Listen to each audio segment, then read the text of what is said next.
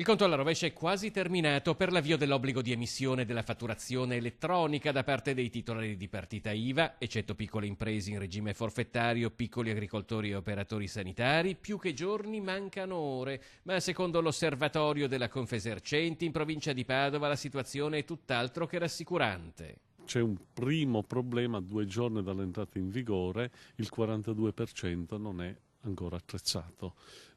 Abbiamo delle punte, diciamo, chi è più attrezzato, dei comparti sono più attrezzati come quelli delle auto. Le auto ormai raggiungono livelli del 78% sono pronti, diciamo, mentre pubblici esercizi, ristorazione, eccetera, siamo intorno al 25-30%. Nel dettaglio chi è messo peggio, secondo l'osservatorio della Confesercenti, è il commercio a dettaglio. Il 75% non è ancora pronto, oppure ancora gli alberghi e i pubblici esercizi, dove la percentuale scende ad un comunque altissimo 67%. Siamo riusciti a ottenere anche una non penalizzazione, almeno per 6 mesi, quindi non si pagheranno delle sanzioni in questi primi 6 mesi fino al 30 giugno, però poi anche le sanzioni partono, quindi bisogna in qualche modo in questi pochi giorni adeguarsi. Non so, ha concluso Rossi, se l'obiettivo del Ministero delle Finanze di costruire una banca dati di tutti i movimenti fiscali del Paese sarà raggiunto a breve,